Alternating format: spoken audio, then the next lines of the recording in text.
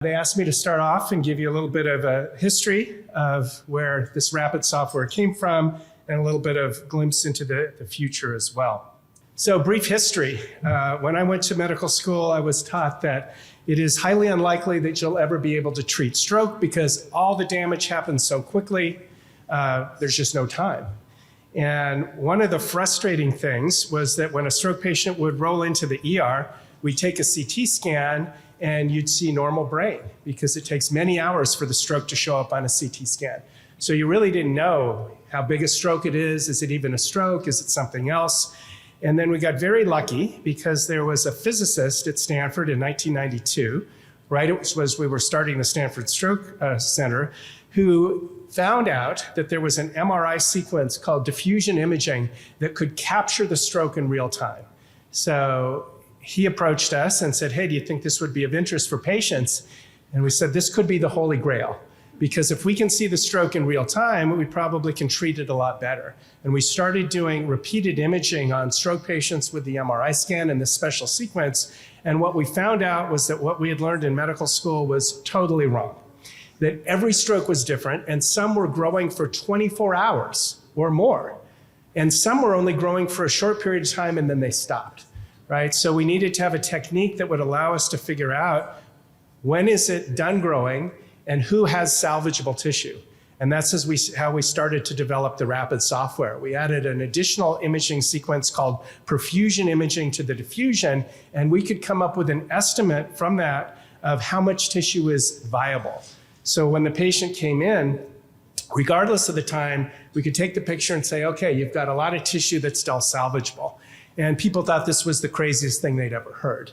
And we went to the NIH and we said, we want to double the time window for TPA. It was a 3-hour window at the time. We said, we want to give TPA to patients out to 6 hours and try to see if this imaging technique can identify patients who will benefit late.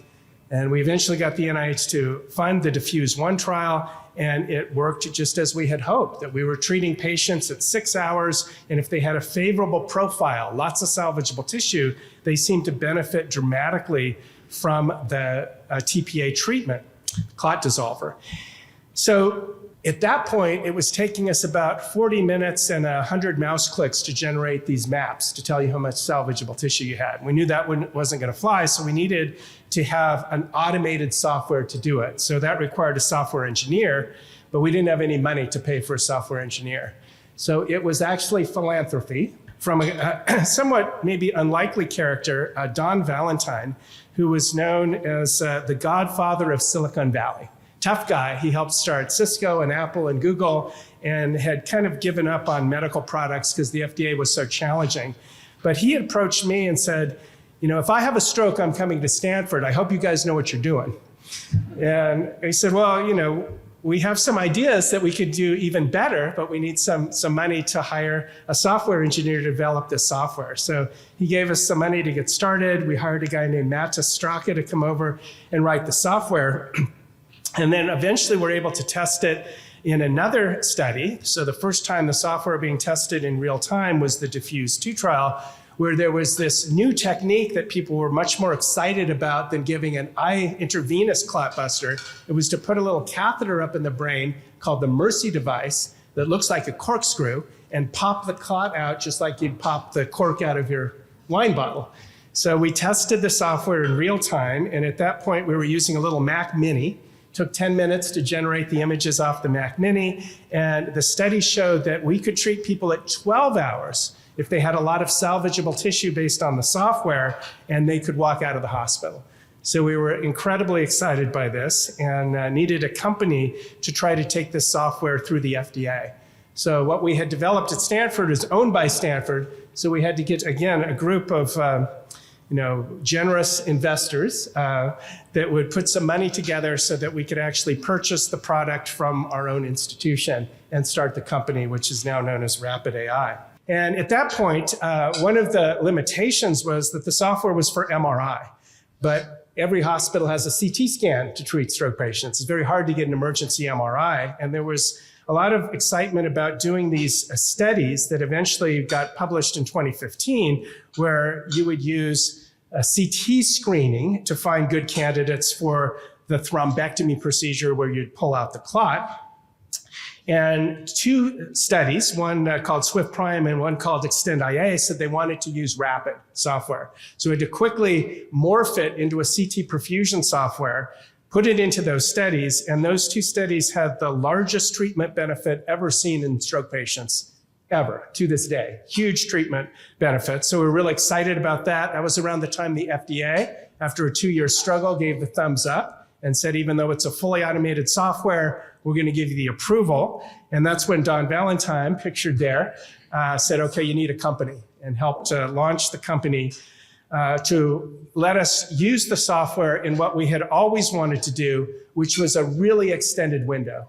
So we were able to get one study through the NIH and one through Stryker called DAWN. The NIH one was Diffuse 3, which was allowing us to treat patients up to 16 to 24 hours after symptom onset.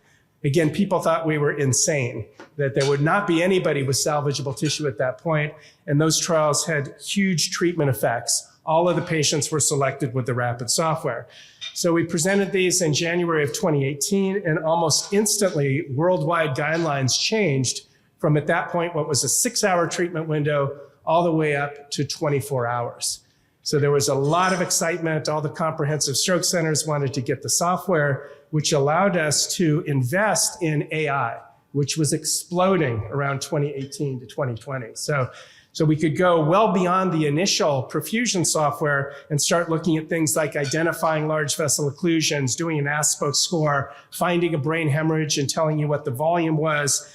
And this was really a very exciting time for the company. So by 2022, we were in 2,200 hospitals. And once the academic centers in particular got the software, they started testing it themselves and got to the point of over 350 publications. And the various clinical trials we've been in have made it to the New England Journal 10 times. So a lot of academic scrutiny to the software.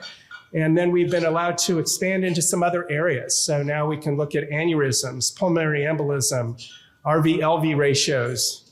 We can look at subdural hematomas and even do some perfusion in the cath lab, which I'll show you. So we have 19 FDA clearances now and are just hitting our stride to try to do a lot more. So it's a big transition time for the company. We brought in a lot of ex-GE people who have completely changed the way the processing is done. We have a new hybrid platform that can process on-site in the hospital or through the cloud, and have a complete renovation of the mobile app, which I'll show you some of the features of, that it makes it much easier to manage stroke from wherever you are on the planet. You can be out on a boat. We've had people managing stroke from out on a boat.